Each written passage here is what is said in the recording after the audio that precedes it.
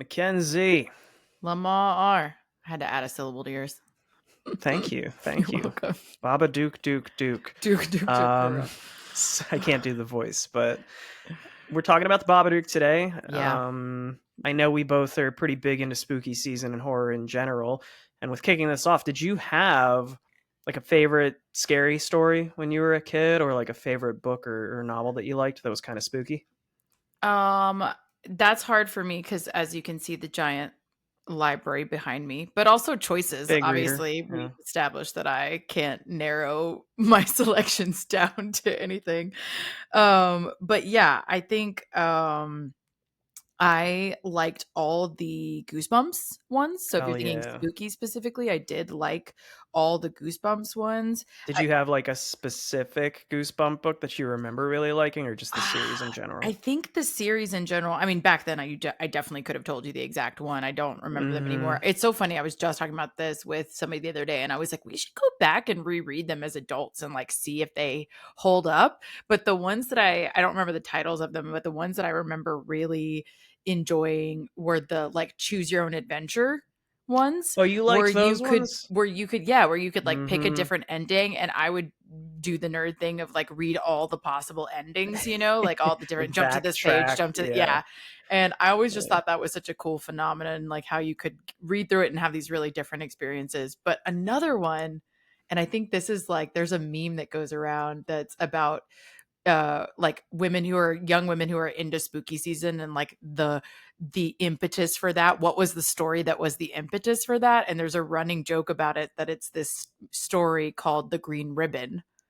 And Never heard of that. it was so impactful. I think it's a girl thing. I think it really is. It's like, remember those like scary stories to read in the dark? It was like that similar style. I don't think it's by the same series or author, but Okay. it's like around that same time and it's a similar style. And it's the story of this young girl who has a green ribbon around her neck, the whole story, and nobody knows why she wears this ribbon. And spoiler, when she takes off the ribbon at the end of the story, her head falls off.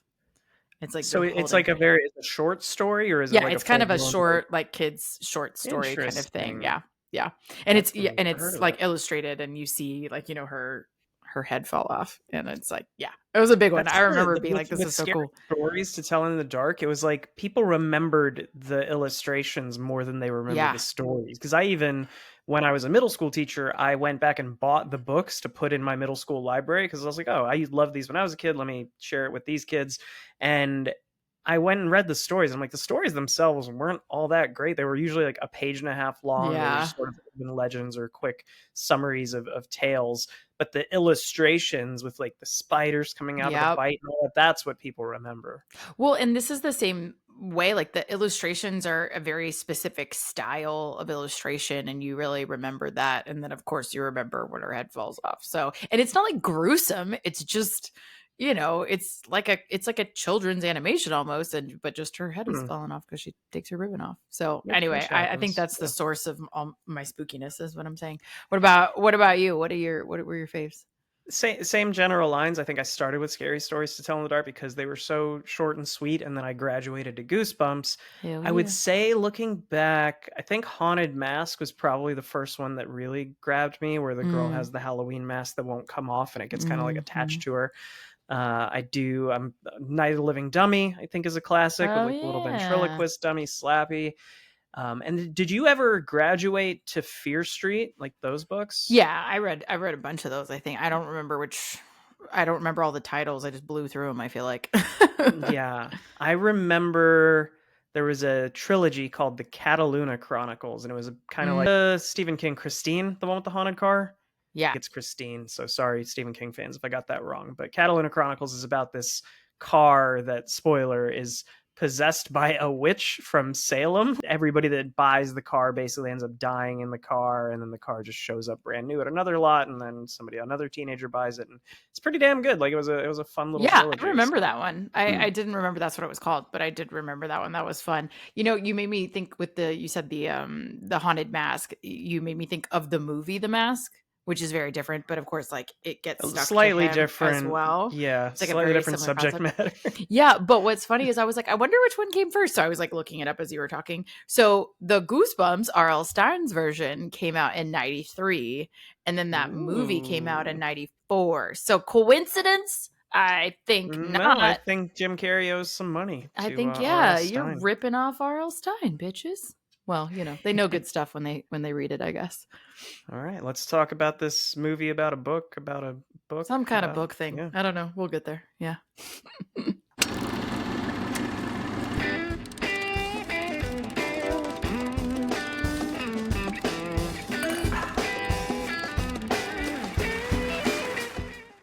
Welcome back to We Drink and We Watch Things. I'm Mackenzie. I'm Lamar. And spooky season is here, y'all. About damn time. I feel like Oh it's been my like God. 11 months. It's I ridiculous. feel like we've been hyping this up for a hot minute. We're like just been Yeah. waiting for this to happen any day now. And we can finally turn the page, and it is spooky season. We're in our like fall colors. We've got spooky drinks. We got a spooky movie. I'm fucking ready. Let's go. It's also like we started this pod. We've been talking about how we're coming Yes. up on our 1-year anniversary. We started it in October, so we missed out. I mean, we did cover like 6,000 movies in our Halloween-ish episode, but we didn't do a lot of single movie long form discussions. So it's nice to have a full month of this one. Yeah, we're gonna do it differently again, having learned our lesson. But we're gonna do it differently this year and actually talk about individual movies. So we are kicking it off with what we have. I don't know if we deemed it this, or you deemed it this, or somebody else deemed it this, but the elevated horror entry of the month, which is the internet deemed it that. The internet elevated deemed it horror, I think, was an internet term. Yeah. I first heard it mentioned in Scream 5. Jenna Ortega's character references. Oh, yeah. Yeah, Scream 5, Jenna Ortega's character references liking elevated horror. She actually uses the Babadook as an example, or the Vavitch. It's basically this horror that has this emotional tale underneath, giving it more meaning and making it a little for like quote unquote like smarter horror fans as opposed to the traditional slashers. Yeah, so this is definitely for the smarter horror fans. You got to really pay attention and look for the metaphor here. But anyway, I really like that entry. I put smarter in quotes and you said, yes, it's definitely for smarter people, thereby demonstrating. Quote unquote, yes, it's for the smart. Yeah. Well, you got to reach for it is what I'm saying. I really do think that's true about this one. And I don't know. Yeah, I don't know if you would say smarter, but I do think you have to work for it. But anyways, all that to say, the Babadook is our entry here this week. And we came up with an appropriate cocktail, and we want to shout out Craft World because he named it. I didn't name it. You didn't name it, which was fun. I really love this name. What are we drinking this week? So we are drinking what might be the best espresso martini I've ever had. So you're going to need to mix up equal parts of vanilla vodka, Kahlua, Frangelico, and cold brew. And then throw in about whatever equal parts you used out of those, a quarter of that, or actually a third of that, of mezcal. And it gives it this little bite to it. I will say it's a little bit on the sweet side. So if you're not big into the sweet component, maybe cut down on the Kahlua and Frangelico a little bit. He did that bit. for you. I know, it's all for me. Thank you, Skylar. He knows how to get to my heart, my stomach and my taste buds. But I actually don't even have the name in front of me because he didn't text me the name. So what's the name? I'm excited to hear this. The Insomniac. That is right. We did talk about which the Insomniac, I do like. yes. He had actually pitched a few to me, and that was my favorite. He had actually several really good ones, but I thought that was my favorite. And again, with the espresso and the espresso martini vibes of it all, I thought it made a lot of sense. And he did make yours a little bit sweeter. He made mine a little bit less sweet because, of course. But yeah, I'm a big fan of the espresso martini of it all. So cheers. Cheers. Clink, clink. Okay, homies, we're going to dig into this one. It's a decade old, but I don't think a ton of people have seen it. So we're going to go ahead and have a spoiler-free section, go through some basics for you, give you the plot without too many spoilers, and then we'll dig in. So we'll warn you when to turn around. But this is The Babadook, 2014. This is an Australian horror film. And, so I think it took a little bit for it to become more mainstream in the US, but it definitely ended up on Netflix. And I think maybe that's part of how it started to become more well-known. But it's really well received on the whole. It was 6.8 out of 10 on IMDb. and 98% for critics on Rotten Tomatoes and 72% for audiences. So like really high rating on critics and pretty solid rating across the board for audiences, it seems like. So, I mean, it checks out for me. Does it check out for you? Yeah, I think that when you look at this and you think about the fact that it's a decade old, it was sort of at the forefront. If you, I know I don't want to overuse that term elevated horror, but it was one of the first ones where it was like Mm-hmm. you're watching this. And I think the thing that this genre requires is that you do want to have sympathy and empathy for the characters. Like you have to go into this ready for the emotional weight of people dealing with real world issues, as opposed to, I don't want to say more traditional, but a horror movie where you're just looking for people to get their heads cut off and Yeah. like And it gore can and feel stuff more like that. fictional and unrelatable. Yes, and you're Yeah. almost having more fun during those Yeah. films because you're so detached. Whereas in Right. these, you do have to sort of experience these real world things.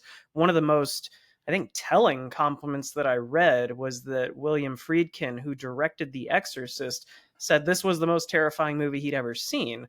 But I hear Yeah. from other people who watch this, they have their expectations built up and they watch it and say it's not that scary. And I don't think it's that supposed to be that type of, it's not The Conjuring or something where things are jumping out at you Yeah. as much. It's more of an uneasiness. So I think if you like The Exorcist and you think that is scary in its own way, you would really enjoy The Babadook for the same reasons. Yeah, I agree. It also, I think, when you introduce a familial aspect, whether it's like your kid or other themes, I think that always makes it a little bit more real, a little bit more tangible, and that Yeah. definitely comes through here. And we'll get into, in the spoiler section, we'll get into some of how the family aspect plays in. But all that to say, it's very plausible that you could experience something with this emotional weight that comes with this movie, I think is probably the best way to say it. But director writer is Jennifer Kent, and she wrote the source material, which is actually called Monster, and then they changed it for the film. She's only done a couple other things probably that people don't know as well. I certainly didn't. I think I've heard of The Nightingale, but I've never seen it. And then she did Dogville and a couple other things, including another one called Monster, which I didn't deep dive into to see if it's similar or not, but it's definitely a different film. So anyway, yeah, she's done a few things, but I think it's also probably by virtue of it being, she's an Australian filmmaker, and maybe we just haven't seen as much of her work. Yeah, she's been in the industry, I think, for a few decades at this point. She had Yeah. a very small acting role in Babe, Pig in the City, which I think explains where some of her darkness comes from. She's probably channeling that Right. experience She into went through that this. shit and she, yeah, came out on the other side a little Yeah, rough for the road. but I think because of us ignorant Americans, this being an Australian film, when I look at most of the cast, I don't recognize them from a lot of stuff. I think it's going to be a running theme, which is not to say they're not awesome. It's just I haven't been exposed to a lot of their work. Yeah, and I actually don't have a ton of the cast because I think for American audiences especially, they're just not very well known. We also don't spend nearly as much time with the larger cast. I mean, It's a it's a two-person two-person show for the show. most Yeah. part. So to that end, it's Essie Davis who plays the mother here of her son Noah. Is his name Noah in the film? No. Samuel is his name in the Samuel, film. that's right. Noah's the actor, Samuel's the character. Mhm. Right. So she's mother to Samuel. She has been in a few things that we probably would recognize. I did recognize her, but it took me a minute to figure out where from. She was in Assassin's Creed. She was in True History of the Kelly Gang, also on Netflix now, I think, as well. And then the Guillermo del Toro's Cabinet of Curiosities series, which actually is not directed by him on the whole. It's kind of hosted by him and produced by Yeah, it's him. him like partnering with directors he respects, basically. Right. And she's in a couple of those, I think, actually. But yeah, they're little vignettes, kind of is the way to think of it. And I had seen her in that, but I didn't finish that whole series. So anyway, she was in that as well. I also I knew her from two roles that again, this popped out on IMDb and I was like, oh yeah, but it was two roles where she's famous for dying. So my semi minor spoilers here, but plays a very small role in The Matrix Reloaded, and the Mm. Matrix Revolutions. So she's Mhm, the mhm. doctor at the end of the second Matrix that's taking care of Neo, and then she dies very quickly in the third Matrix when Smith and somebody like wakes up. And so yeah, massive spoilers for the Matrix trilogy there. But she's also in Game of Thrones for like 3 episodes Yeah. that most of us would rather forget about. It's the whole Arya and the waif storyline. So she gets killed by the Yeah. waif, and I'm just like, I put that out of my memory. But so she's done some stuff that you have seen her in, you probably just didn't recognize her. Didn't recognize her. Yeah. I agree. I also put that out of my mind, so I'm with you there. Um, so Noah Wiseman plays Samuel, her son, and he's in just some very small roles. It looks like he's done mostly some shorts. He was in something called The Gift prior to this.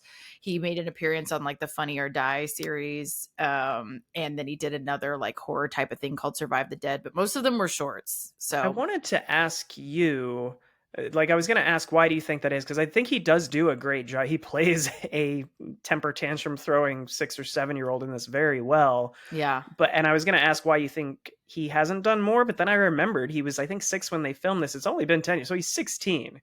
Yeah, I don't know if he plans to continue acting, but like, I don't know if it was maybe one of those things where like I haven't seen a picture of him recently or whatever, but I don't know if he had a certain like typecast as a kid that mm, doesn't translate to an adult role, because I only say that because the other thing that he was in, that's or a couple things that he was in listed seemed like also horror type of things, and I don't know if maybe he just doesn't read that way as an adult or what. I don't well, it's know. like, what's the kid from Insidious? Like, he always feels like he plays a creepy kid. I think it was the same kid from The Ring, maybe, but I might be Oh. stringing those two together because they look alike. But I do feel like that kid for a while was just like, I'm the creepy kid in every horror movie. And I think that's the thing is like once you get, I don't know, typecasted as the creepy kid, like can you really play a non-creepy kid role? I don't know, like at least not, Difficult. and again, at least not around the exact same age. Probably have to give it a few years to where they look a little different. Right. But I don't know. Also, maybe this movie fucked him up. I don't know. No, I'm just kidding. They took great care to keep the subject matter and the intensity of the subject matter away from him during shooting. He wasn't in the more rough scenes. He's delivering his lines and being, removed from set kind of thing. And he got a very filtered version of the plot is my understanding. So I doubt it was this. I don't know. Maybe maybe, oh, this is the best theory yet. I Here hope. comes the thing. Okay. Maybe he just really is a tantrumy kid and everybody was like, fuck that kid. Like, he wasn't, he was not, he was like a method actor. He was just channeling his real life. And like, he was just an And everybody's asshole. like, I cannot work with this fucking kid again. Who knows? I have no Okay, this idea. movie will traumatize if like you don't have kids. This movie will traumatize you from one. I feel like even I know that by the end things mostly get resolved, but like his tantrums in this are so grating, and I've heard that in Yeah. malls across America. The noises he's making, and I just grit my teeth. Oh, I know. I mean, if you were on the fence about having kids, do not watch this unless you want to be immediately talked out of it. That's for damn sure. Because he's rough. He's rough to watch throughout. So, real quick plot summary that to get us kicked off here. A single mother and her child fall into a deep well of paranoia when an eerie children's book titled Mr. Babadook manifests in their home. Dun, dun, dun. Accurate. Yeah, I think that's pretty good. Not as spoilery as others, which is good. So speaking of spoilers, before we get into all the goodies, what would you say is your spoiler-free rating?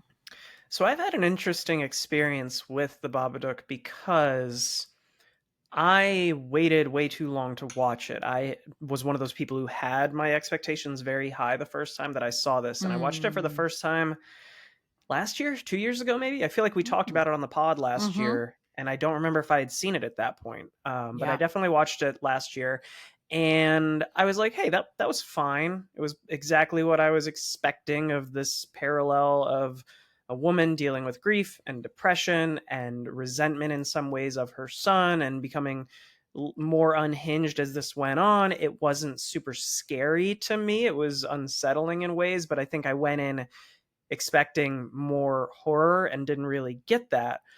So when I went to rewatch it this week for only the second time I'd seen it, I thought I was going to come into this episode and kind of be a lot very critical. Like I thought I was going to be in like the 5 or 6 range, but Mm. honestly, knowing the second time what I was in for and watching it from that lens and just appreciating some of the more filmy things about it, like the Mm, cinematography and the use of sound and lighting. And yes, I do think the kid is the most terrifying point of this movie. The thing about this movie yeah, is he's just yelling and screaming, and it was irritating the first time, and it's still very obnoxious. sure. But the story that this weaves, I actually on second time appreciated it a lot more. It's still a little slow at times, but I would say I'm probably going to be up there at like a 7.5. I think it's a really good film.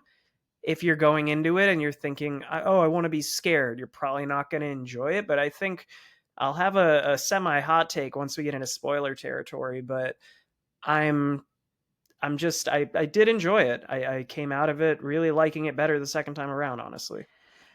So what would your rating number land at?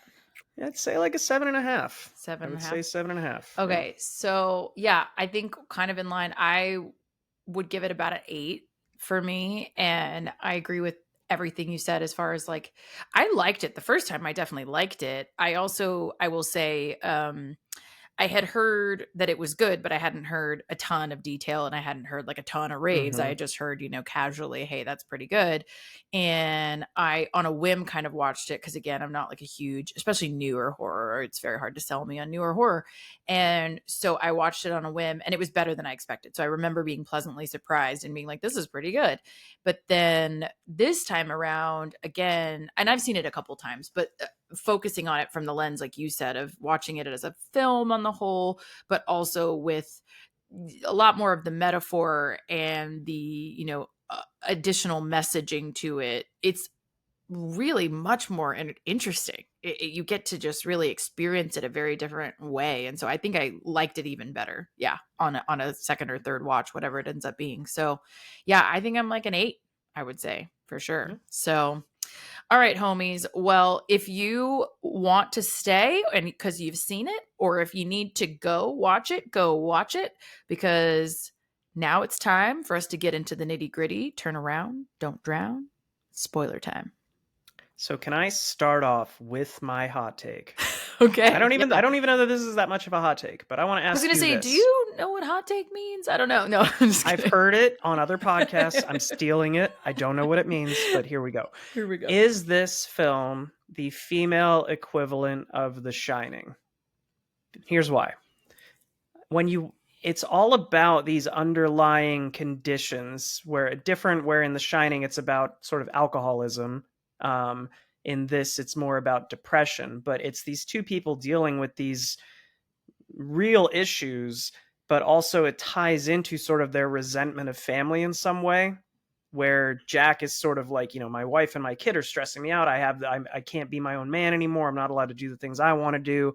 I'm obligated to making things work and overworking myself to put food on the table.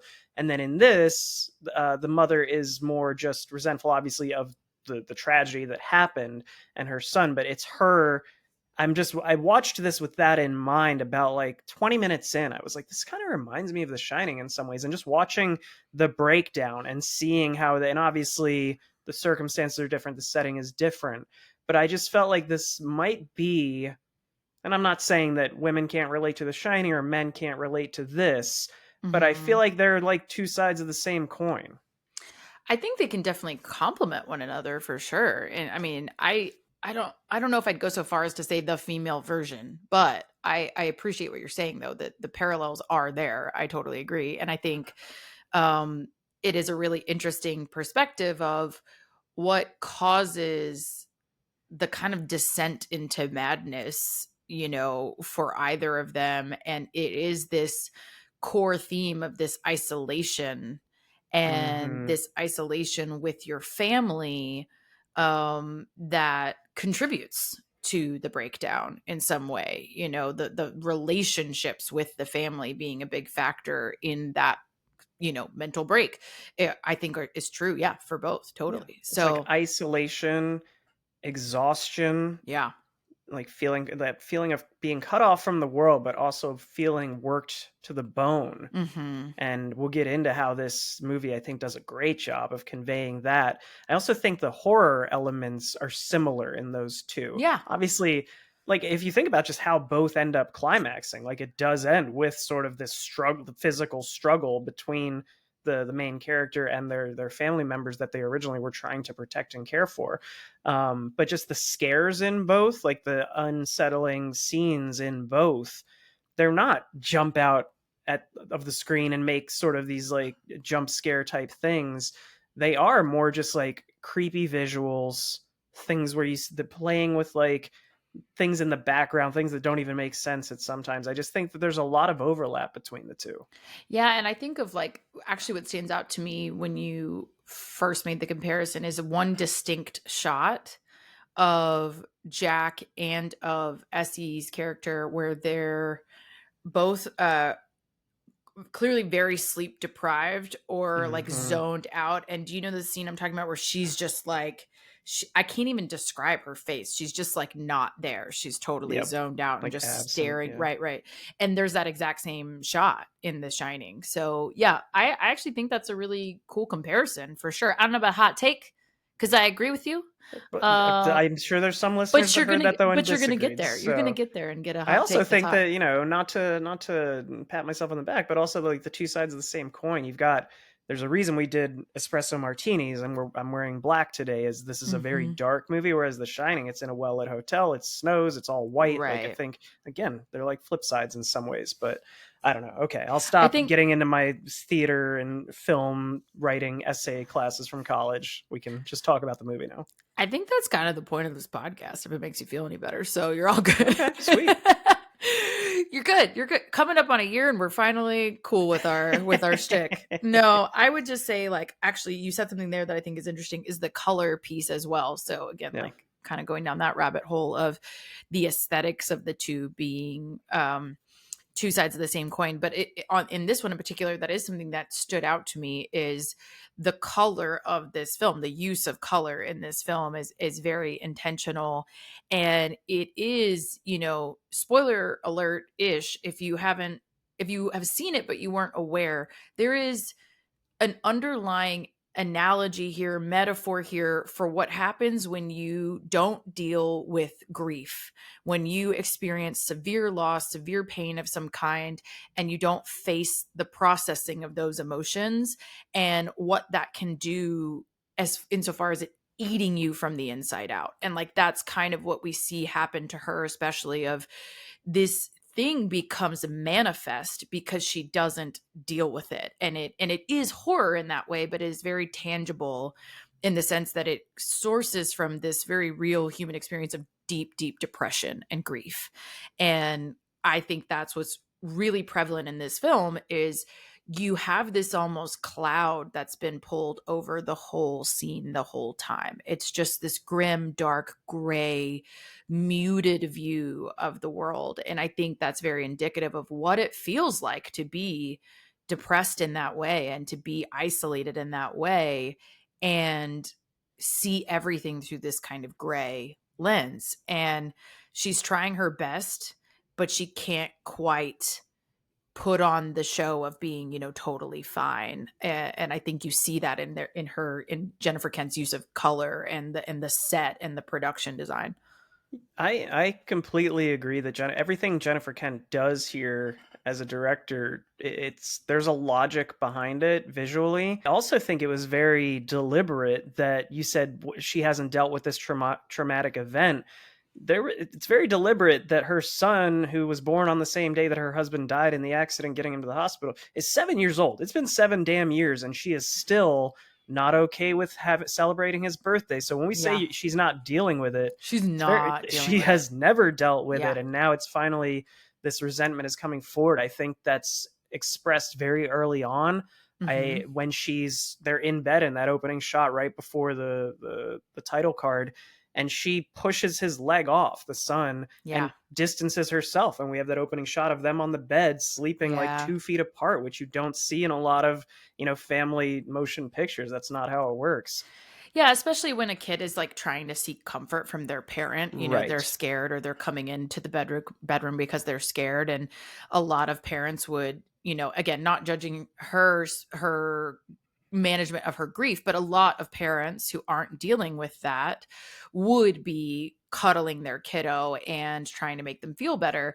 But I like that you bring that up because you have this lens of her as trying really hard on the whole to be a good mother, but having this disconnect and this inability to do it sometimes, this Hmm. inability to reach him and connect with him because of, in theory, this budding or growing resentment rather of you took my husband from me in a lot of ways. And she says some very harsh things to him later on when she's like truly cracking, but you can tell Yeah. that that's kind of bubbling under the surface the whole time, that she sees him and thinks of her husband who she loved very much, and she feels, you know, tethered to him and stuck with him, and you can feel that. And there were some articles about how people were really upset with how Jennifer Kent chose to portray a mother and the way that she treated her son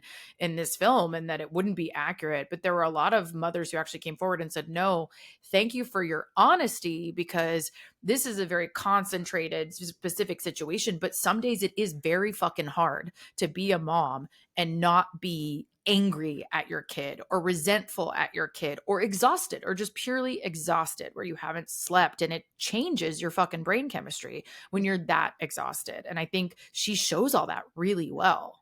Yeah, I've never been a mother. I hope to be one someday. But Hashtag goals.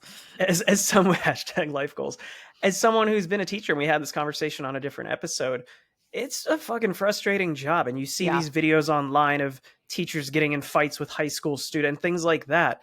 I've And you're like, never, how thankfully, could they yeah, ever? And it's how like, could anybody ever yeah, strike a child? Let me tell you guys, when you are a teacher and imagine how difficult your kid is, right? How right. the worst days that Times they have, 30.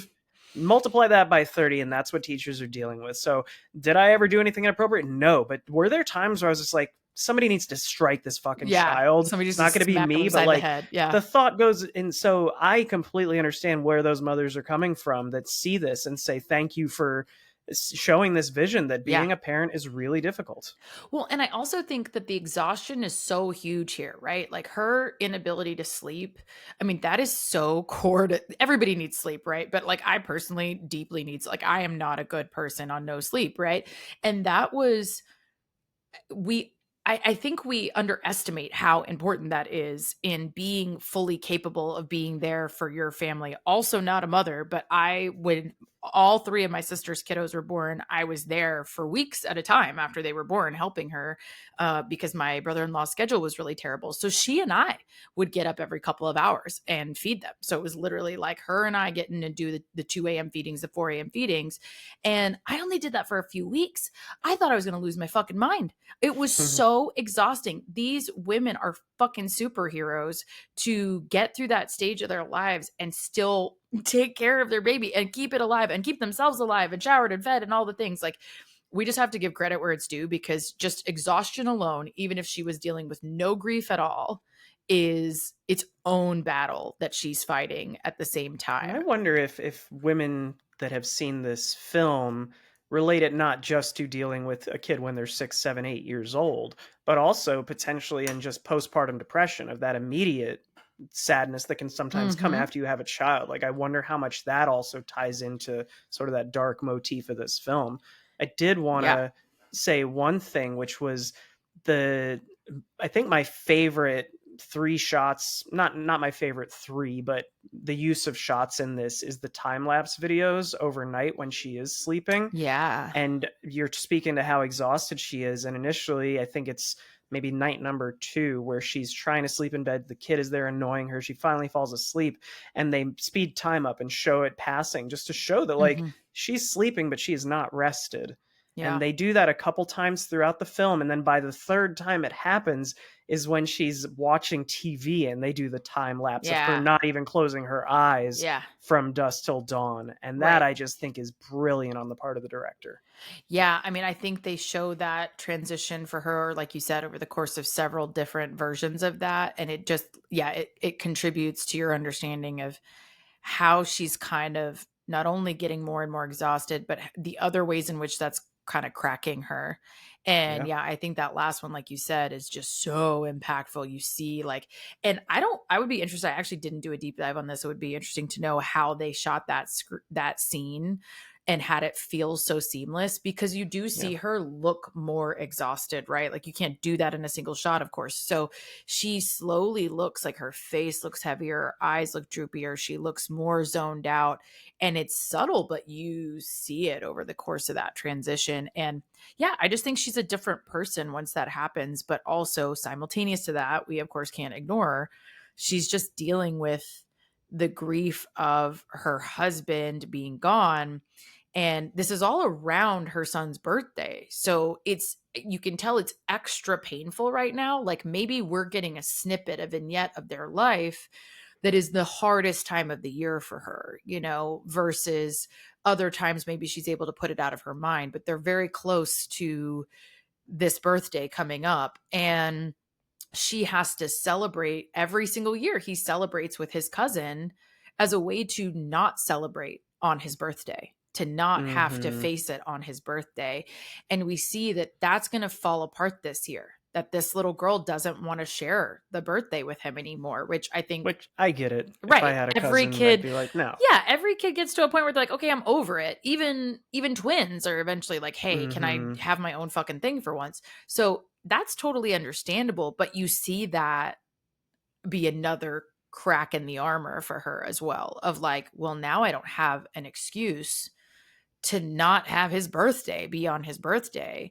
And you also get the sense that not only is she isolated in her pain, in her life, in her job, and all these things, they are isolated. He doesn't seem to have friends. He doesn't seem to connect with people. Like Right. people have an energy about him that puts them off. And so it's going to be just them. That's the implication. It's just going to be them and their shit on that day and their feelings. And she's not prepared for that. Yeah, you had mentioned how interwoven they are, how isolated they feel. They're kind of on an island. And that opening, I hate to go all the way back to the beginning, but I just think that opening of her having this nightmare of the night her or the day her husband died, I think it was night, but when her husband dies, and then throughout this, we're kind of getting I laughed because the car is rotating, and I was like, this reminds me of the NSYNC's Bye Bye Bye video when they're in the box and like dancing and Oh climbing my up the God. walls and stuff. And I was like, it is a cool shot, but the first thing my head went to NSYNC's Bye Bye Bye, obviously. Obviously. We need some levity in this dark episode. But then we hear the son's voice throughout that whole sequence calling her, trying to wake her up. And then we have that shot of her, like, I love that shot of her falling down into the bed at the very beginning Yeah. and then being awoken by her son. But it Yeah. just speaks to right of the offset of this woman cannot get any fucking peace. She's having these No. terrible dreams. And the external world is this stress ball of a son, Yeah. like yelling at her to wake up and like take care of him.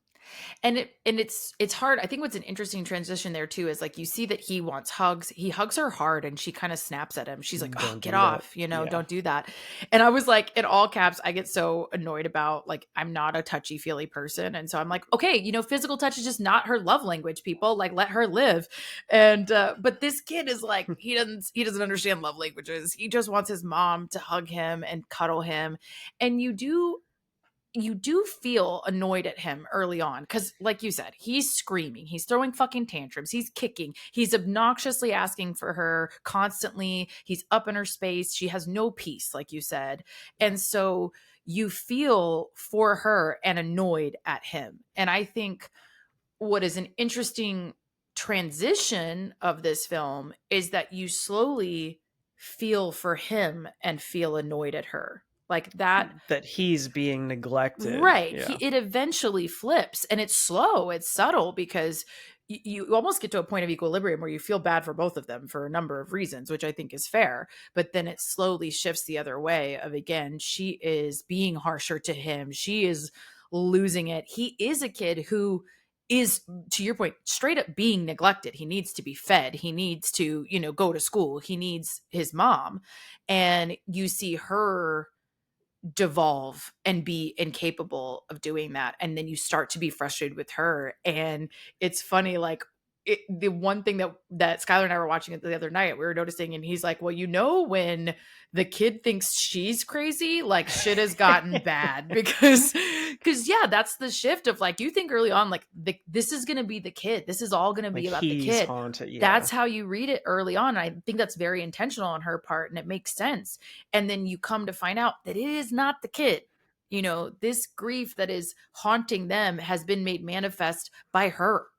Yeah, I think that we can talk about later some of the scarier moments in this, but I think the most unsettling shot or scene in this entire thing is when she's sitting fully clothed in the bathtub and he comes in to try to talk And her she down, and she picks just him lifts up. him up and puts him in the tub, and you're just like, Like, this is not going to end well. what's right? going to happen? Yeah, you're on the edge of Yeah. your seat of, like, what is this bitch going to do? And it is, to your point, to your connection earlier with The Shining, it's a very shining moment of, like, is this a threat? Is this a direct threat? Like, is she coming for him? You can Yep. kind of feel that anxiousness of, where is this going to go? 100%. When I was stuck in my head of comparing the two films, I was like, this is Wendy finding the typewriter with the words repeated. Like, this is that moment where you're like, oh, this is the bad thing in the house, is the mom, Yeah.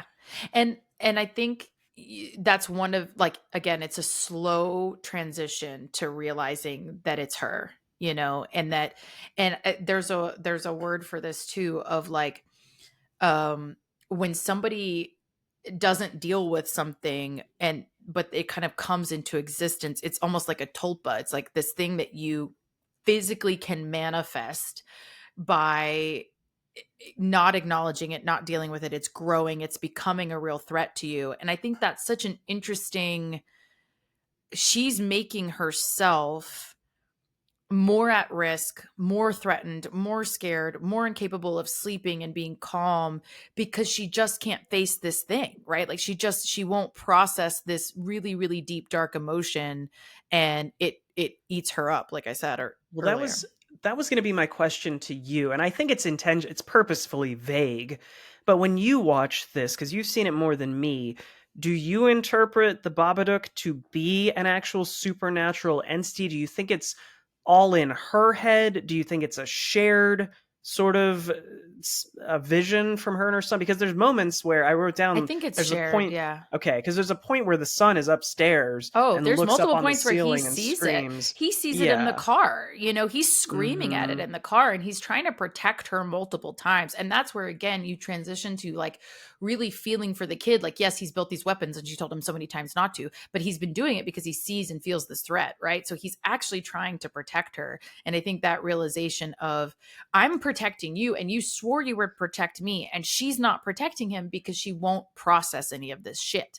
And so, like, she's the reason this thing is real. And so I do think the intention is, like, yes, there's this whole underlying unprocessed trauma that is the root of all this, and it could be purely psychosomatic, but I don't think it's supposed to be. I think it's supposed to be that it has come into the world by virtue of not dealing with it, and that's how he sees it, that's how she ends up seeing it, and eventually it's forced to deal with it.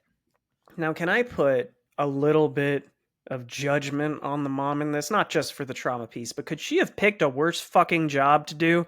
She's like, you know what I don't like is taking care of my kid. It's difficult to communicate with him and blah, blah, blah. I think I'm going to go work with seniors. I think I'm going to go work with children that are in a different form. Essentially, yes. Seniors with dementia, which I'm not trying to make light of. It's heartbreaking. I've seen it. No, but it's a hard... But, like, why would you, of all the things, like...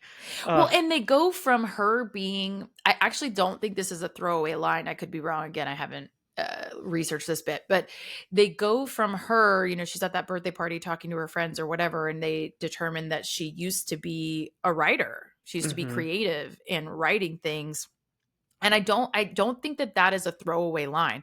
I think she moved away from her writing and her creativity to do this other thing after the loss of her husband, right? But I think it's yet another way she's not dealing with that loss. But I think the subtle implication there is that she wrote this book. She wrote this story, Yeah. the Yeah. Babadook, I right? could see she that. she manifested this story. She wrote it and she manifested it and it became real. I think the point is she's the author of this pain. She's the author of this threat in some way, and I think they just kind of pepper that in subtly, and I think it's well done. Yeah. I don't I think you think that need that validates to your enjoy. theory too when you say that it's a shared thing, because he Yeah, literally is reading the book with her. So right. like the book exists. Yeah, Now I do think it makes a lot of sense that she potentially wrote it because she again resents him, because now yeah, that she is a, single mother and having to support a family, like she probably had to take up a new line of work. Again, probably not the best choice. yeah. I also wrote down later in the film when she has finally snapped and cuts the phone cord, which again, another like, well, that's our villain, right? Like she's Right. fully possessed, whatever you want to say, crazy now. Yeah. But when she pulls her tooth out, Oh my and God. again, I don't know if that's a hallucination, but I was just like, this is probably just a single mom doing what she has to do to make ends meet. Who needs to go to a dentist? Like we're She's we're like, I can't falling on afford hard that. times. I Yeah. can't afford that. Like the bills are mounting up. I got to pay for this kid's broken nose now. Like we're just yanking this bitch out. Yeah, totally. But she also like, it's funny the thing about teeth. Um, and if you didn't know this, this is like a very deep dive, but if you didn't know this, like when you dream about teeth related things, it is about loss. It's about Hmm. major transition and loss. So it's interesting that she has this ongoing toothache. She has this ongoing toothache that is referenced in film throughout the movie where she's just rubbing that tooth and then she pulls it out. And it's also interesting that she eats glass in her soup and it hurts her mouth, right? Like she's dealing with this loss coming at her from all these angles and she's not processing it. And I think it's kind of telling that she rips it out of like, okay, we're fucking here now, Yeah. like Yeah. we're It's dealing on. with it now. And to your point, she is possessed. I mean, she's absolutely possessed by this grief and this trauma that this Babadook is representative of. Yeah. I love the entire journey to get there. I want to like shift gears a little bit, just backtracking, because I think this second time through, I was able to appreciate more of, and I think it's intentional. I don't think it's unintentional. I think there is intentional comedy in this because it is such heavy subject matter. Yeah. And like we've been talking for 30 or 40 minutes about this at this point. I think that the writer, like, she wanted to add some levity at moments. And again, not sure if this is meant to be, but just a few call outs on that. When she's speaking of the dementia patients, when she's doing the bingo and she Mm. says 5 billion, 5 billion. Like, Yeah. I laugh. I don't know if we're supposed to laugh. She quickly gets reprimanded for it, but I like, that's laughed. kind of funny, right? It is kind of funny, and it's like nobody says anything. Like it's That's I get how it can be like a little bit mean, but it is presented as kind of funny. But yeah, she gets immediately judged hard for it, and she's like, I'm just trying to like have a laugh in my day. Jesus, like that one. And then when she says that she's gonna sell all the father's stuff from the basement, and Samuel says, he's my father, you don't own him. Like, it's this sassy, like, you don't own my dad. I don't know what he's Yeah. exactly trying to get across. And then the only other one I had written down was, she won't let me have a birthday party and she won't let me have a dad. Like, that Oh my has to be god. intentionally funny, I right? think I think he's supposed to be funny and that he can't help but say ridiculous horrible things. Like he especially when the social workers get involved, like he just immediately fucking outs her like, yeah, The she didn't drugs. she's giving me these drugs and I'm real tired. Like I don't know what that's about. It's kind of like I'm really sleepy from the drugs my mother gave me. And And it's she so plays it just off. She straightforward. tries to say it's not drugs, it's tranquilizers. There's a Yeah. difference. Like, it's just And it's like, tranquilizers. is there a difference, ma'am? And you definitely had a mental breakdown and asked your doctor for tranquilizers, like because you couldn't deal Well, with your to be kid. fair, she first asked the doctor to babysit her kid, and he was like, I'm not watching your kid. Here's drugs for him. Right. Here's drugs. I did not sign up for this. I'm a pediatrician. I'm not his dad. But I do like that, yeah, he has these funny lines. And even, much later when things are in theory better, he still says, like ridiculous stuff, you know, and you're just like, this fucking kid, man. I even have in my notes at one point, I was like, okay, that's it. Throw the whole kid away. I can't. This fucking kid. Well, I wrote down that our kids like the loophole for exposition because kids will say whatever the fuck is on their mind. So he Yeah. literally is giving away plot elements that Yeah. we need to hear as an audience, but you can explain it away because it's But a it makes fucking sense. kid. Yeah. It makes sense. It's a kid. Absolutely. I think it totally resonates. And I think the other little kid actually is true of that as well. She gives us some important nuggets that you need. You know, his cousin, when they're playing in the treehouse, you're like, you get the kid's filter of what her mom thinks of their situation, and it's a different lens, and it's very judgmental and it's very hurtful, and but you feel more what the perception is on the adult side of things, because she gives it to him in a very unvarnished, very harsh way that of course he has like a normal kid reaction to. I mean, I don't think that's not the scene that Long live the kings her. Tosses her out 100%. And listen, like, I get it. I don't know. I don't know about you, but I wasn't like, that's not the worst thing this kid did in my eyes. I'm like, hey, that little girl was being a prick, and somebody needs to, teach her a lesson. I mean, yes, it's unfortunate that we were on the, in a tree house up high, but I don't know. Kid deserved it. Like, she was being a brat. Yeah. Now, on the flip side of that, I think the worst thing that Samuel does in this movie is interrupt mommy time. I don't know if women get blue balls or not. I'm so glad you mentioned that. That's got to be the worst thing about being a parent, is like, you just do not get any privacy. Oh my God. I know. I in all caps said, oh, my poor girl. She needed that release, you little fucking kid. Like, she needed it. She needed just a quick minute, and she just, poor thing, he just comes in and he startles her too. Like, that's just the absolute worst way to come out of that.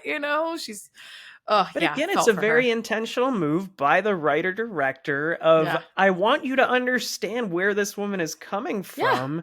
This is what happens when you have children. You do not have you lose all privacy. Yeah. You lose a lot of your independence. You lose your peace and quiet. She has no peace, like you said. Yeah. I think that's the huge part of it too, is like, you get other things from your kiddos, but peace is not necessarily one of them, And I think also maybe when they're sleeping. Maybe when they're like, sleeping. Oh, they're so adorable. I feel at peace. But yeah.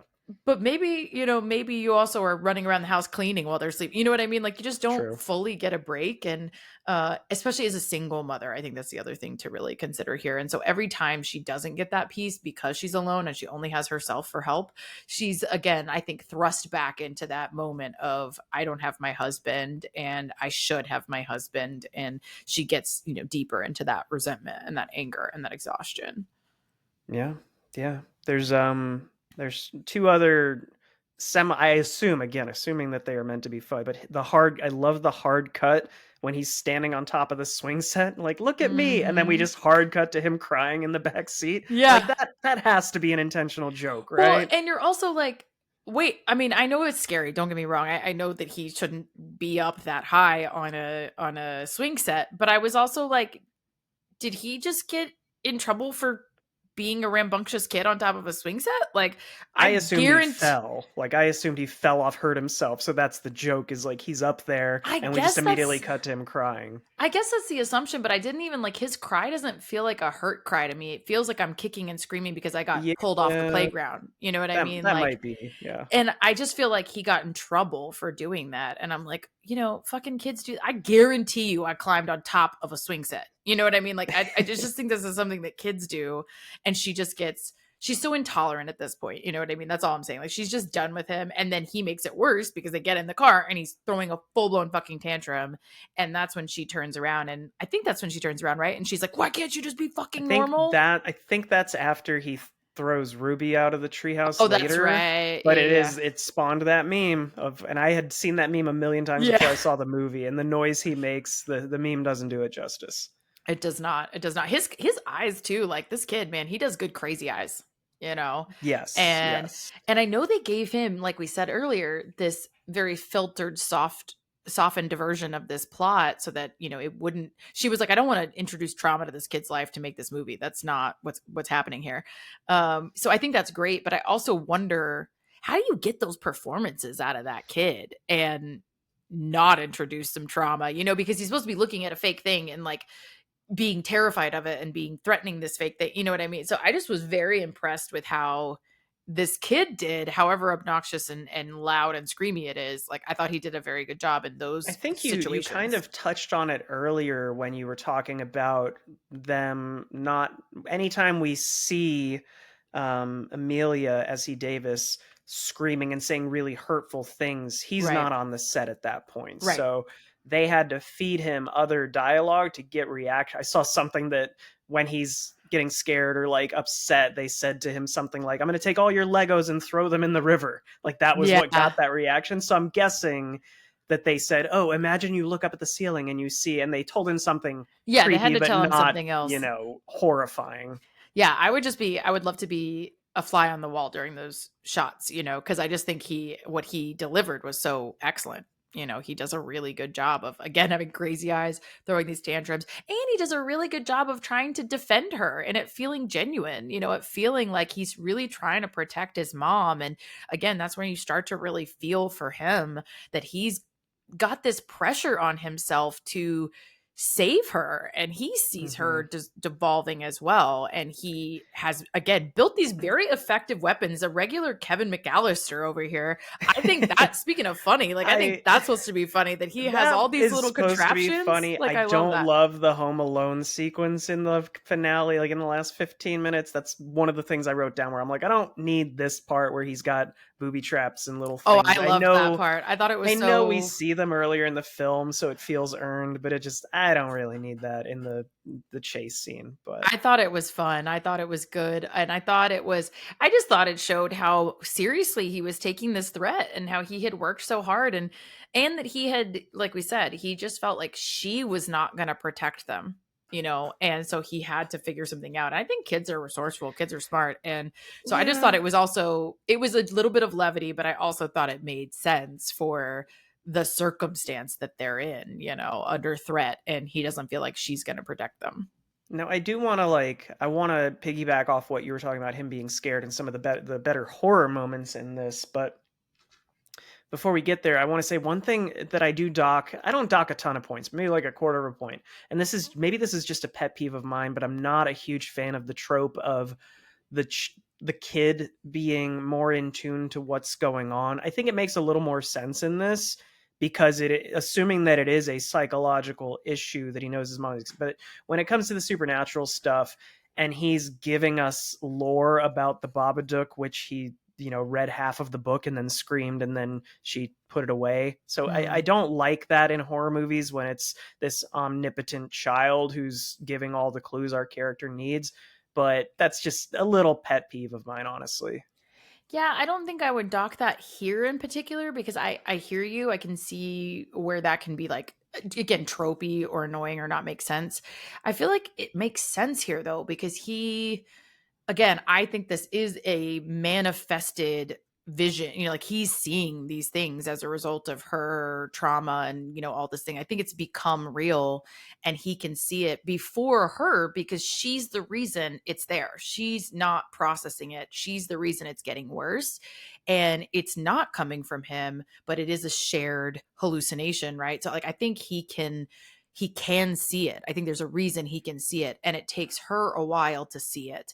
And I actually like how they pepper in her starting to see it. They Yeah. do it very subtly and very slowly. And you see it in the police station and it's just the coat. And you see the way Mm-hmm. that the suit is hanging in the basement. And you see him in the shadow of her neighbor's house while she's doing the dishes. And none of them feel like your typical jump scares to me. And that's where I always think that jump scares are a cheap play personally. Yeah. Like, talk about horror pet peeves, that's one of mine. And I don't think that they are jump scares. I think they're just subtly woven in a way that Mm-hmm. really works and builds to when she finally can't not see it. She has to fully see it. I think on the part of the director here, and this is something I wish more horror directors would do, is you can make a jump scare without having a really loud noise to complement it. Like that I Yeah. go to like haunted houses in Austin, not like actual haunted houses, but like Halloween Right. events, House of Torment, stuff like that.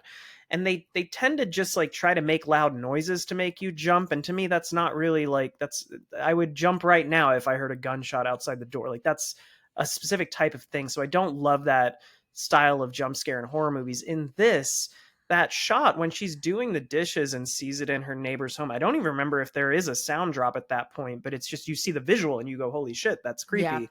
Or the shot when she looks over from the TV and Samuel is like laying there dead. Again, I don't think there's a sound drop, but you kind of like, you jump. Yeah. So it Yeah. is a jump scare that feels earned and not just played as like, oh, it's a loud noise that made me jump. And I'm kind of getting sick of that in horror, to be honest. Yeah, and because again, I think it's cheap. I think it's like it's not well thought out, and it's not a creative use of sound anymore, or even the visuals. I agree with you here. Is like their use of sound and their use of visuals are all very intent driven and very unique. And I think even the colors, like I said, down to the colors of each individual scene. Like if you think about the birthday party, all the other moms are wearing black. Everybody's wearing black. It's a fucking birthday party. And the little boys are wearing like a light, very light blue. And the girls are wearing a really light blush kind of pink. And Amelia, is the only one of the adults wearing like a pink, and she's wearing like a pinkish blush dress but like a grayish overcoat. And it's really interesting the way that all the color shows in that scene, and she's kind of isolated from the other adults, from the I was other. going to say, do you read that as just she's the outsider here? Yeah, I think she's the outsider. I think she's not colored by this could be like too much, but I just think that she's not tainted by the black or the like depressive nature of their clothes, because she hasn't like let it in. She hasn't fully let it in. She hasn't processed this.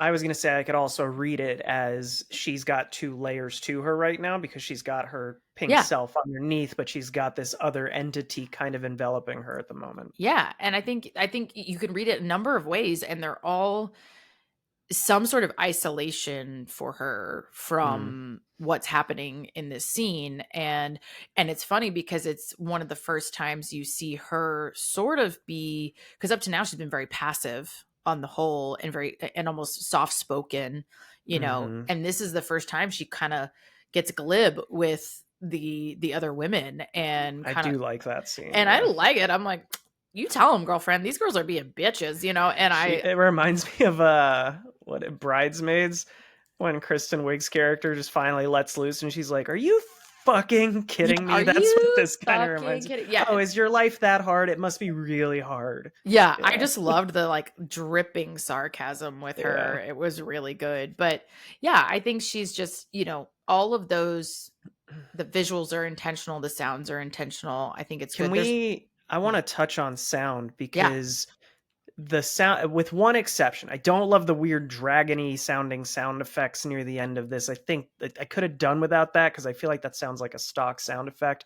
But with that one exception, I love the use of sound in this. The Babadook itself does not scare me much. The visual doesn't do much when he appears. Even I think the ceiling is a little creepy, like that scene I like.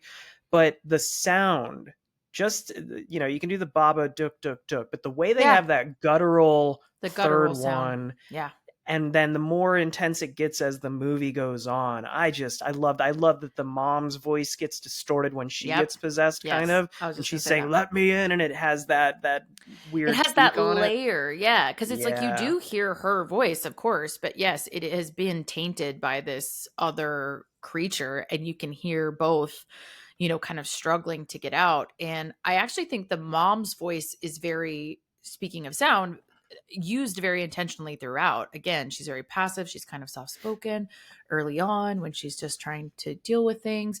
And she gets a little bit more firm and louder and unfiltered as the film goes on, and as she's starting to struggle with her own mental health. And then, of course, when the Babadook possesses her, it's like the most animalistic her voice has ever sounded. But one of the things that I think was one of the more interesting uses of her voice was her reading the book.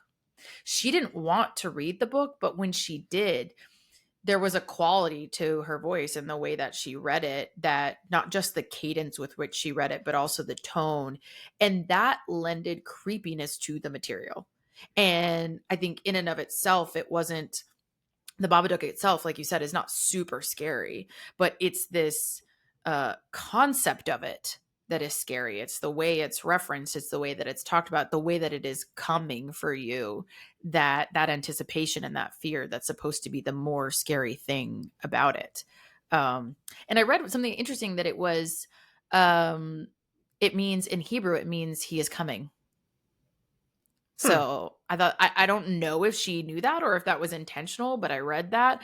Somebody else said that Babadook is an anagram of a bad book too. So I just think it's a very I think it's a interesting pretty name. fucking awesome, but this is like the coolest pop-up book of all time. I know it's supposed to be scary, It's but so like well done her like though. strangling the kid with paper, like the paper dolls in that thing, or her like the blood coming out. I'm like, this is, Yeah. as far as pop-up books go, this is pretty fucking cool. It's so well done. It's well illustrated. It's appropriately creepy. It does a great job of that. I also love, again, the foreshadowing that's given to it. And again, similar Shining vibes, like you said, of just like the foreshadowing of this thing that they're gonna do.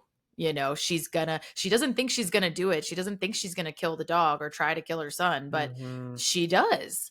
And also the dog scene, like, unnecessary. Thank you. I was a little upset I about that, think but it's well if I done. had to have a theory, it's because with the ending that we get, that is mostly a happy ending objectively, like she's got it under control, not under control, it's there, but she's found a way to sort of cope, but she's Yeah. living happily ever after with her son. I think if you had a human death in this where she murdered someone, Yeah.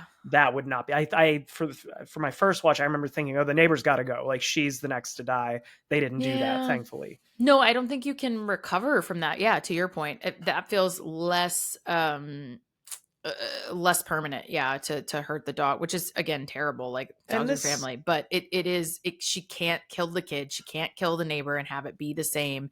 And they are, to your point, they're living happily ever after because she knows that this pain and this trauma and this grief is always going to be there, but now she's living with it, she's dealing with it, she's facing it when she needs to, which again we cut to on his birthday.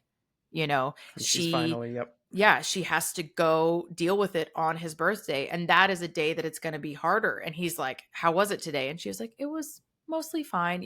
But it does sort of come at her, it sort of almost attacks her. And I think that's indicative too of, again, like, this is a very hard day for her, but she is now at least facing it and trying to get through it.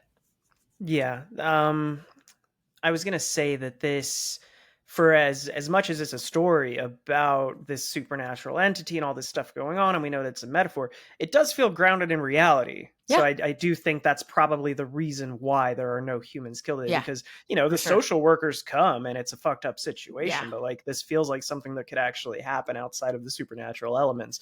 I was gonna say I was a little disappointed when she's in the basement the first time and her husband appears. We kind of get our ghost moment, but there's no pottery Mm. wheel, there's no Unchained Melody. I was a little disappointed we didn't get that scene before he got a little creepy and was like, give me the child. um Ah. but yeah, I do love how this wraps up. I also love that when she's fully possessed, and this is another thing where I was like, the Babadook itself, not super scary. Even the scene where it's kind of like floating and it does the finger things, I was like, but it pays off when she's fully possessed and we get that awesome shot of her Yeah. levitating and floating across the Yeah. room. That is the big payoff for Right. that. So even when I didn't roll my eyes, but I was like, that wasn't that good. It gets good when you see it later. Yeah, I think it's the payoff for sure. You lead into that. And I do like how they handled her possession.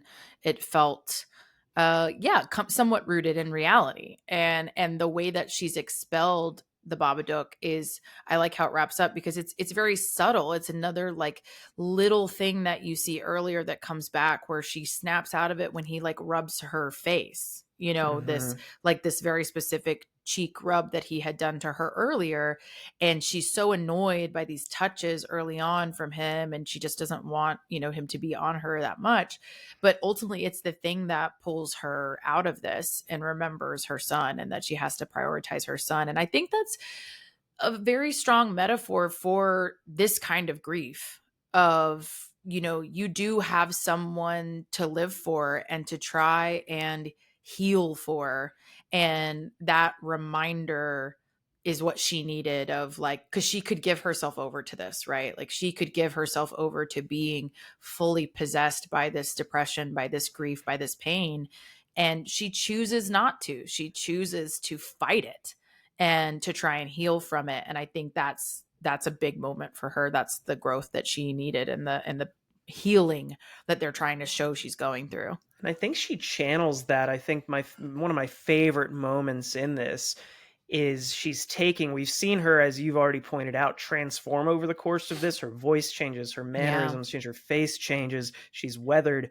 And she eventually, when she has that turn, the son kind of locks her up in the basement, she expels the demon. We find out you can't get rid of the Babadook because depression, as somebody who's dealt with depression never goes away. Yeah. I go through spells, it gets rough, you push through for the people you care about. Right. And I like that she, in the room after, when he gets dragged upstairs, she goes up there and she has that moment where she screams at this demon of like, if you ever touch my son again, I'll fucking kill you. Like, that line is like Ripley from Alien good. I'm trying to think of other great one-liners in cinema of just strong, like, get the fuck out of here. I'm thinking of like Arnold in Predator, and like just all these different incredible horror moments of finally standing up to what you're scared of. And I think this is like up there with those of all time. Yeah. And that it's in service of her son is telling to me too. Like she's not just trying to protect herself. She's trying to protect him. She knows that this is going to continue to touch her in a way that it's not going to touch him. And like, of course he would like to have a father, but he didn't know his father and he doesn't feel this grief in the same way that she does. And so she's just like, fully in service of his protection, his well-being. And again, she gets to get some healing out of this, and she grows from this. But I do love that, especially for those who critique how she is as a mother early on in this film. I do love that this is her being the best mother that she can be, and saving and protecting this kid and getting better for him. And it's her being honest and open with him. He even, you already talked about the line where he says, "How is it today?" And she speaks openly about how she's feeling. I also love when he says, "Will I ever get to meet it?" And she says, "Maybe one day when you're older." Like, doesn't even say maybe, just, yes, you will eventually experience grief, trauma, depression, one of these things that we all go through. So I like that line a lot. And then the last thing that I kind of laughed at was that final lunchtime, whatever they're doing out there, and he does the magic trick and he makes like the dove appear, and I'm like, what the fuck? And I thought it was a cool little plot twist. Turns out he was possessed by the devil the whole time. He's doing devil magic. He does his little evil dance, and I was like, what a sad twist at the end there. I thought this was a happy ending. I immediately was like, this kid's got skills. Damn. I was like very impressed. It was the dance after the celebration, evil dance afterward that got me. He's like, I sold my soul for magic tricks is what he did. Yeah. No, go ahead. I just love their dynamic at the end there. I think it's very telling, like you said, that she's open with him. She tells him like, yes, you will deal with this, and that they talk about it. There's a throwaway line, not really a throwaway, but there's a line that's maybe a bit subtle earlier on where she's like talking to her sister about how she's like, I don't even talk about him. I don't bring him up. Like we don't, I've kept you away from all of this. And, and you get the impression that they don't talk about it at home either. So she's kind of let it back into, it's an allowed subject now. We can talk about it now. And that's what makes it manageable. And so I think that's another intentional shift there. Yeah. I don't have much else to say. I think we've covered almost everything. There's literally the only note I have is one scare we didn't talk about. It's not even a scare, but just another fantastic moment is her watching the TV and seeing the news report and seeing that a mother killed her son, and then you see that window shot of her looking at herself. That is a creepy shot. Yeah. And it's subtle and it's well done. She and smiles. Ugh. And just her creepy smile. Yeah. I would say that's one of the creepier shots in the movie for sure. Well, yeah, all that to say, I think, my reading is still very strong, like 8.5, something like that. I really enjoy it. I think it's a very well done movie. I think more people should see it because, like you said, it's not like just scary to be scary. It's not particularly scary. It's a good, creepy, thriller type of, psychological scary film. Yeah, I think if I were going outside of my own taste, like I would probably bump this up to like an 8 after discuss. I think when you watch it with the metaphor in mind and you know what this is all supposed to read, like that line of you'll meet it when you're older makes a lot more sense if you know that that's what. I'm Yeah. not saying there are people out there that don't get it, but if you went in Right. thinking you were going to see a haunted house movie and a possessed kid or mom thing, you probably didn't enjoy this. But Or I would just not as probably, much, because I think you can yeah. still enjoy it as just a scary movie if you don't want to read into all of that. But I agree with you. It's just not as good. I think it's much more enjoyable with these additional layers. Yeah, so I think I might consider bumping it up to like an 8 for me personally, but I will, to go back to the very beginning, The Shining, people fucking love that movie. That's not one of my favorite horror movies. I Yeah. will watch it, but there are times where it's slow and it's like, okay, get to the part where he goes Yeah. crazy, and that's how I kind of feel about this, is like the parts with just the kids screaming are still obnoxious, and I get that we are experiencing that to Right. get the payoff. I don't really want to watch this every year, but I still think it's a brilliant fucking film. So I'll stick with like 7.5, 8. Yeah, I think it's really good. I think it's really brilliant, and I think it is a must watch at some point. For Yeah. people, I don't think it's necessarily going to be a rewatch over and over for everybody. For me, I do watch it a lot, but I don't. I think it's very. If you do like The Shining, I do think you will like this. And similar to your point, Stephen King's horror is kind of like that. It's a lot of times it's a slow burn. And Yeah. this is a little bit like that as well. But it definitely has that kind of slow burn vibe. So I'll just say, definitely recommend you watch it if you haven't. I'm shooketh that you're still here if you haven't. But definitely check it out. Thanks for joining I don't want to us. watch a 90-minute movie, so I'll listen to a 76-minute podcast. 76-minute instead. podcast about it. Yeah. Exactly. Well, now maybe they don't need to watch it. I don't know. We did it for you. You're welcome. But thanks for joining. Come back next week for one that is not my favorite historically. Controversy. Cabin in the Woods, where I'll just rage and Lamar will tell me how good it is. So yeah, for those of you that don't remember, if you've never listened to our long ass Halloweenish episode last year when we were still figuring out what the fuck we were trying to do with this podcast, we covered like a million movies and Cabin in the Woods got mentioned. Mackenzie was not a fan, so I'm hoping she'll get a little more out of this rewatch and maybe change her mind, or at least we can sort of hash it out in a long form next week. I will tell you that I went into it with an open mind. I did a rewatch. Okay. I purposely, I have not seen it since it came out. So I was like, you never know, so yeah, I won't give much more away, but I did purposely try to watch it with an open mind this time. So I will also just point out that you said, you never know, kind of a paradox there. Yeah. All right, homies, we'll come back next week for that one. In the meantime, follow us on our socials. We drink and we watch things, mostly Instagram and TikTok these days. You can also follow us on YouTube if you didn't know that and you want to see the video portion with these money makers front and center, not just the audio. You can figure out where we edited and cut out bad parts of the podcast. It's a lot of fun to spy those inconsistencies. I don't know. But follow us on YouTube.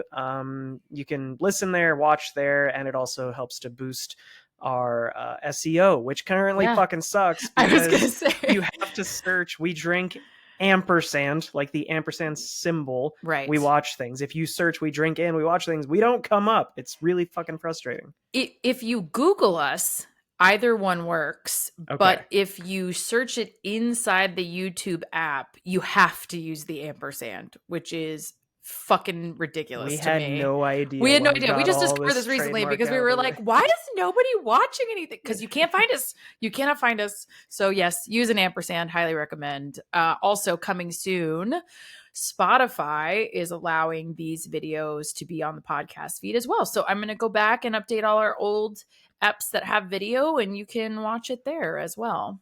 Awesome. And then the last thing I wanted to say is that you can also email us, we drink and we watch things pod@gmail. And that one doesn't have an ampersand, right? Correct. We got to get our shit together. But Listen, claiming these was hard, y'all. I don't want to hear it. Okay. It took a We could while. have been We Drink and We Watch Things 11724 Right. at Gmail, Mackenzie, with an ampersand. But message us, because in about 3 weeks, we're going to be celebrating our 1-year anniversary, talking about our favorite movies we've seen this year, our least favorite, what episodes we enjoyed. And we want to hear from you guys too. We're not being very specific about the ask, but shoot us an email, shoot us a voice memo, whatever methodology you want.